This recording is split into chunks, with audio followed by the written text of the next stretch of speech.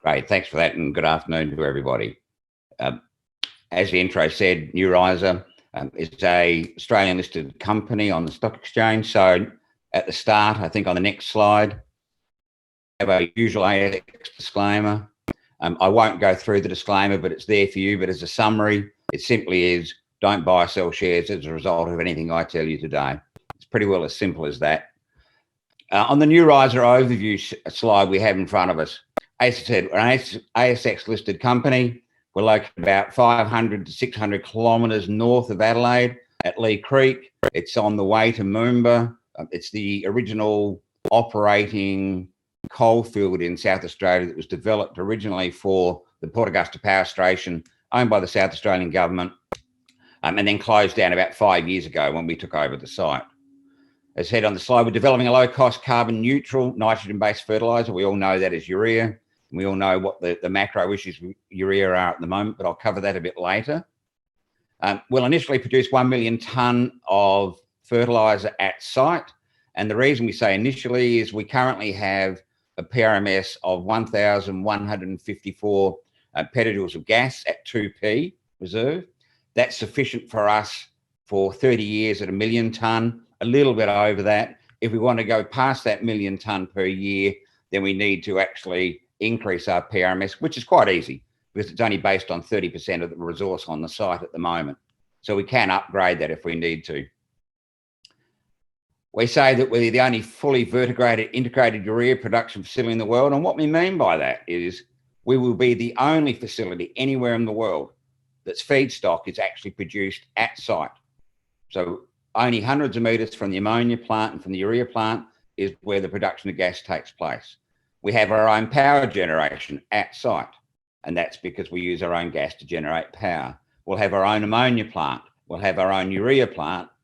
The infrastructure is already there on site with storage sheds, admin blocks and building blocks all there. And most importantly, the train line for distribution actually comes into site and will be 100 metres from the actual production area.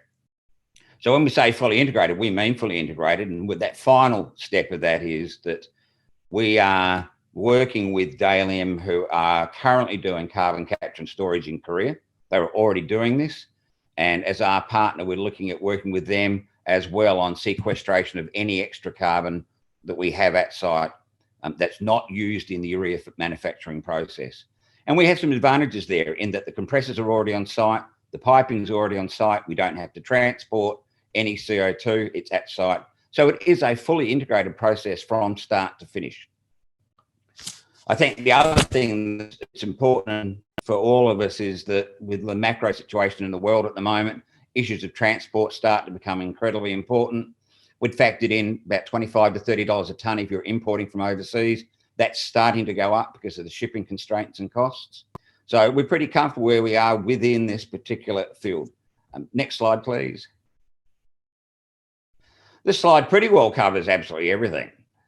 We're a disruptive business model. And the reason we're a disruptive business model is we actually have our own gas. As I said, we have 1,150 PJ. That's a lot of gas that's sitting at site. We don't have to bring it in from anywhere. But the reason it's disruptive is this is our gas. We don't have to buy it. So we are not subject to gas increases over the next 30 years. It is locked in at the prices we have at the moment. We have a commitment to sustainability. I think it goes without saying that everyone has to do that now. If we don't go down this path, we lose our social license and it becomes very difficult, firstly, to get your approvals, but secondly, to maintain that confidence within the market and within the people that live around you and near you. It's not greenwashing, we mean it, and we have a strong commitment to it. And that's one of the reasons that Dalium is our partner, because of their commitment to it and their ability with carbon capture. We have significant infrastructure. We just did a deal with the South Australian government where we are leasing all the infrastructure that was at the site, at the mine site. It was built by the South Australian government. They didn't hold back. We have storage sheds that are absolutely huge with gantries, 6 foot deep footings that are heated and cooled. We have an admin blocks. It saved us approximately $80 to $100 million in that we don't have to build this facility that's there already. I think from an infrastructure point of view, there were some other highlights here. We have an airport at the site. We have a school 20 kilometres from the site. We have water. We have, as I said, the train line to Port Augusta, which then spreads to all states and centrally located, is actually on site. We have a major highway up to Lee Creek. Power is already there. There's an RO plant for drinking water for the town. That infrastructure was in place. And most importantly, we had a South Australian government that were prepared to support us with that infrastructure, which was just shown with the deal we've just done with the government. Permitting. In this particular game, anything to do with basically any industry now, the permitting process is often the most difficult and time consuming. So you find that when we looked at South Australia, it already had the legislation in place that allowed us to go ahead. We didn't have to wait for amendments or changes to the legislation. And our permitting process has been pretty extensive. We have a petroleum production license, which is the pinnacle of that process. If you are a gas producer or gas owner, you need a petroleum storage license or a pipeline license and a production license. We have those licenses now. It is not a case of us waiting for them or hoping we'll get them. On that fifth point, it's probably the most important point. A company our size cannot build a project like this without quality partners. So for that purpose, we engaged Dalian, one of the largest EPC contractors in the world, have built many of these plants before. This is not new for them, and they're a first-tier company. We have an EPCC contract that's commissioning as well, because we did not want to simply have something handed over to us not working. So the commissioning is part of it. And uniquely, we also had a funding component in there. So Dalian brought along one of their Korean banks who's already expressed written support for 70% funding. And I'll go into that a bit later. We have KBR. KBR are a huge American company. They are our ammonia licensor and engineering partner. Their input into the feed and the BFS is extremely important. We have Stamy Carbon out of the Netherlands, probably one of the world leaders in urea licensing, engineering, and production as our partners. We have Ernst & Young, who are auditors. Piper Alderman's our lawyers. We've had to go with first-tier companies all the way through this so that our investors and the people that are putting a lot of money in have confidence in the ability to actually able to deliver. Most importantly, we announced about a week ago that we have an offtake agreement with Dalian. We'd announced that through a heads of agreement originally, and the normal market reaction always is it's a heads of agreement. That means nothing. Come back and talk to us when you have a binding contract. And that's exactly what we have.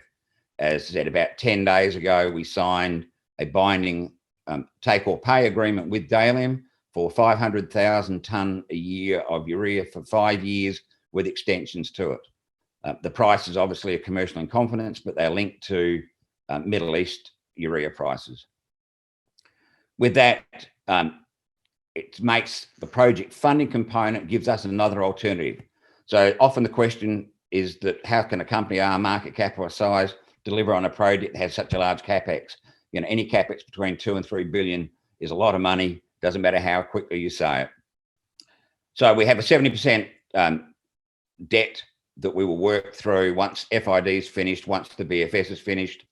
And then obviously we have a 30% gap sitting there. And there's several ways we can fund it. And that are, firstly, we can either look at a royalty. We have such a large margin between the current urea prices and our production price. It's well known. We've stated publicly many times that we can do it at $109 a tonne to manufacture that urea, primarily because of our own gas. But because of that, we have a margin there we can use if we want to put a royalty to raise that 30%. A strategic partner, we are talking to several at the moment. I'm sure that we will move along this path very quickly on that strategic partner to buy into the project to fund the 30%. We have other ones, we can go debt or equity equity. Equity clearly is the least attractive to us because of the dilutionary effect, but that's still an option if we had to go down that path.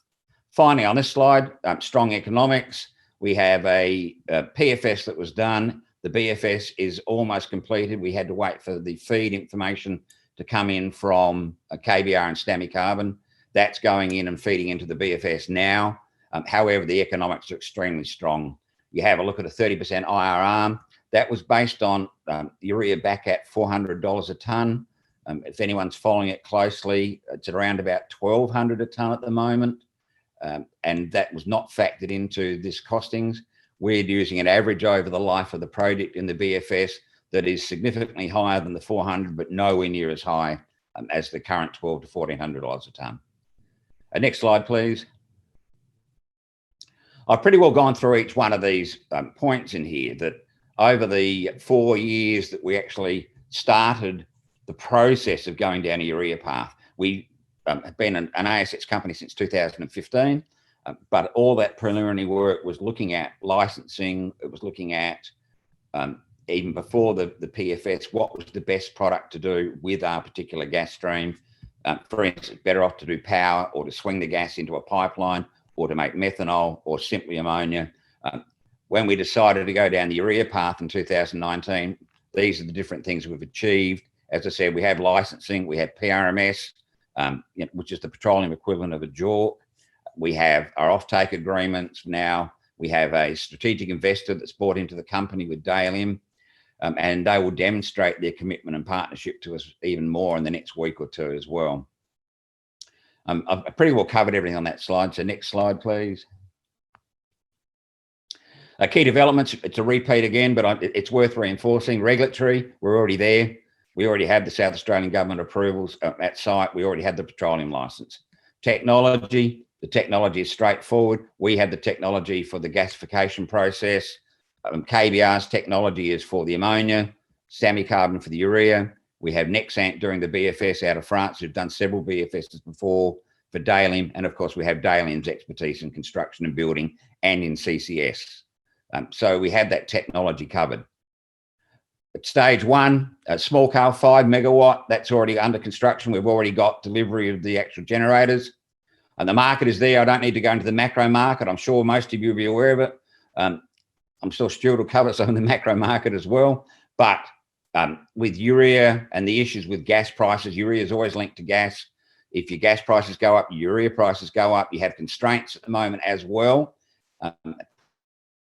because of what's happening in Russia and the Ukraine. Additionally, you have China has now banned exporting urea. So all of these have just come as a perfect storm, which works well with us.